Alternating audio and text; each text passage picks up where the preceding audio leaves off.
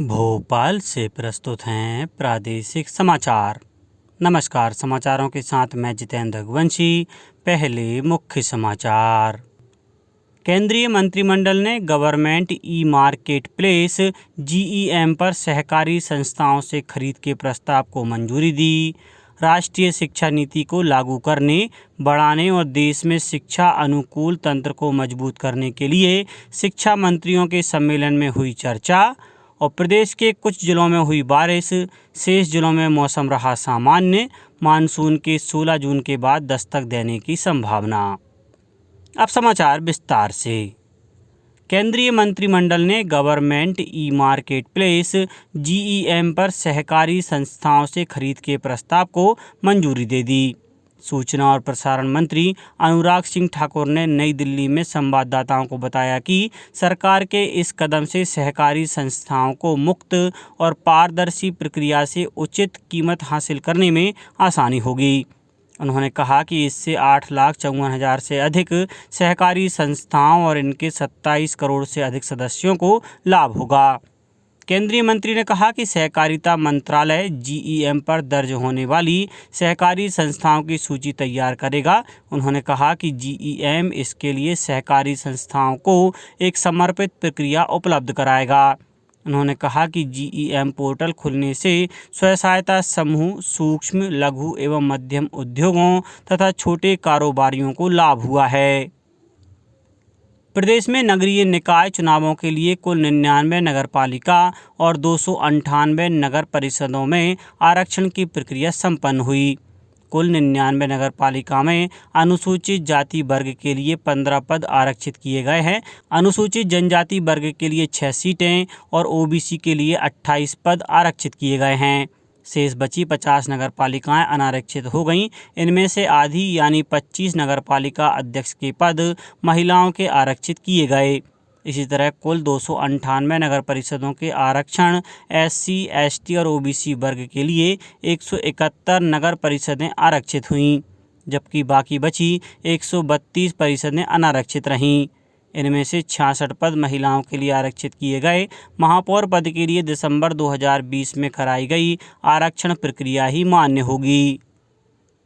आदर्श आचरण संहिता का गंभीरता से अध्ययन कर लें। समझाइश और जरूरत पड़ने पर सख्ती से आदर्श आचरण संहिता लागू करें। विशेष प्रकरणों में अनुमति का प्रस्ताव राज्य निर्वाचन आयोग को भेजें। राज्य निर्वाचन आयुक्त श्री बसंत प्रताप सिंह ने यह निर्देश पंचायत एवं नगरीय निकाय निर्वाचन की तैयारियों की समीक्षा के दौरान कलेक्टर और SP को दिए। श्री सिंह ने कहा कि स्वतंत्र एवं निष्पक्ष निर्वाचन कराने के लिए समुचित व्यवस्थाएं सुनिश्चित करें। श्री सिंह ने वीडियो कॉन्फ्रेंसिंग से समीक्षा की। नगरीय निकाय निर्वाचन के लिए नाम निर्देशन पत्र ऑफलाइन के साथ ही ऑनलाइन भी भरे जा सकते हैं। श्री सिंह ने बताया कि 18 जुलाई को पूरे प्रदेश में आदर्श आचरण संहिता समाप्त हो जाएगी। श्री सिंह ने बताया कि 2 चरणों में नगरीय निकायों का निर्वाचन किया जाएगा। निर्वाचन की सूचना का प्रकाशन और नाम निर्देशन पत्र लेने का कार्य 11 जून से शुरू होगा। नाम निर्देशन पत्र 18 जून तक लिए जाएंगे। संवीक्षा 20 जून को होगी और अभ्यर्थिता से नाम वापस लेने की अंतिम तारीख 22 जून है। इसी दिन निर्वाचन प्रतीकों का आवंटन होगा। प्रथम चरण का मतदान 6 जुलाई को और द्वितीय चरण का मतदान 13 जुलाई को सुबह 7 से शाम 5 बजे तक होगा। प्रथम चरण की मतगणना और परिणामों की घोषणा 17 जुलाई को, दूसरे चरण की मतगणना और परिणामों की घोषणा 18 जुलाई को सुबह 9 बजे से होगी। मतदान EVM के माध्यम से होगा। श्री सिंह ने बताया कि 49 जिलों में निर्वाचन प्रक्रिया होगी। 3 जिले अलीराजपुर, मंडला और डिंडोरी का कार्यकाल पूरा नहीं होने से यहां निर्वाचन प्रस्तावित नहीं है। निर्वाचन दलीय आधार पर होगा। पार्षद पद का चुनाव लड़ने वाले अभ्यर्थियों के निर्वाचन व्यय लेखा का प्रावधान पहली बार किया गया है। पेड न्यूज की रोकथाम के लिए जिला स्तरीय MCMC कमेटियों का गठन और बैठक कराना सुनिश्चित करें। अभ्यर्थियों से 1 महीने में लेखा व्यय जरूर ले लें। मुख्यमंत्री शिवराज सिंह चौहान ने घोषणा की है कि सिर्फ कोरोना की वजह से अनाथ हुए बच्चे ही नहीं, बल्कि प्रदेश के सभी अनाथ बच्चों को देखरेख का जिम्मा राज्य सरकार उठाएगी। मुख्यमंत्री ने इंदौर में नरसिंह वाटिका में पीएम केयर फॉर चिल्ड्रन एवं मुख्यमंत्री कोविड बाल सेवा के लाभार्थी बच्चों के संवाद कार्यक्रम में कहा कि इसकी बहुत जल्द एक योजना बनाई जाएगी। शिक्षा मंत्री का 2 दिन का सम्मेलन कल गुजरात के गांधीनगर में शुरू हुआ। केंद्रीय शिक्षा मंत्री धर्मेंद्र प्रधान ने इस सम्मेलन का उद्घाटन किया। सम्मेलन में अन्य केंद्रीय मंत्री और राज्यों तथा केंद्र शासित प्रदेशों के शिक्षा मंत्री भाग ले रहे हैं। इस अवसर पर श्री प्रधान ने कहा कि सम्मेलन में होने वाले विचार विमर्श से राष्ट्रीय शिक्षा नीति 2020 के दृष्टिकोण को लागू करने, इसे बढ़ाने और देश में शिक्षा अनुकूल तंत्र को मजबूत करने में मदद मिलेगी। उन्होंने कहा कि राष्ट्रीय शिक्षा नीति 2020 स्कूलों में कौशल और राष्ट्रीय डिजिटल शिक्षा, आर्किटेक्चर और राष्ट्रीय शैक्षिक प्रौद्योगिकी मंच जैसी डिजिटल पहलों पर ध्यान केंद्रित कर रही है। श्री प्रधान ने कहा कि गुजरात इस बात का उदाहरण है कि किस तरह टेक्नोलॉजी का इस्तेमाल करके शिक्षकों के गैर शैक्षणिक कार्यों को कम, बुनियादी साक्षरता और संख्यात्मक कौशल को मजबूत और छात्रों तथा शिक्षकों का समग्र मूल्यांकन सुनिश्चित करने के साथ ही शिक्षण के माहौल को जीवंत बनाया जा सकता है। राज्य शासन ने नशा मुक्ति अभियान में शासन के सभी विभागों के जिले से लेकर ग्रामीण स्तर तक अधिकारी कर्मचारियों की सहभागिता के निर्देश दिए हैं। इसमें पंचायत राज संस्थाएं, नगरीय निकाय, कंटेनमेंट बोर्ड, स्वयं सहायता समूह, जनप्रतिनिधि, स्वयंसेवी एवं अशासकीय संस्थाएं, जन अभियान परिषद, ग्राम वन समिति, नगर सुरक्षा समिति, धर्मगुरु, सामाजिक संगठन, धार्मिक संस्थाएं, औद्योगिक संगठन और मीडिया को भी शामिल किया गया है। उल्लेखनीय है कि नशा मुक्त भारत अभियान में पहले से ही 15 जिलों में नशा मुक्त मध्य प्रदेश अभियान संचालित किया जा रहा है। यह जिले हैं रीवा, जबलपुर, भोपाल, छिंदवाड़ा, ग्वालियर, नीमच, इंदौर, उज्जैन, दतिया, नर्मदापुरम, मंदसौर, नरसिंहपुर, रतलाम, सागर और सतना। अब प्रदेश के सभी जिले अभियान में शामिल हो गए हैं। अभियान का उद्देश्य नशीले पदार्थों तथा शराब सेवन के दुष्परिणाम से आमजन को जागरूक करते हुए विशेष रूप से बच्चों और युवाओं को इनसे बचाना है। अभियान के लिए कलेक्टर की अध्यक्षता में जिला स्तरीय समिति और अनुविभागीय अधिकारी की अध्यक्षता में अनुविभाग स्तरीय समिति का गठन किया जा रहा है।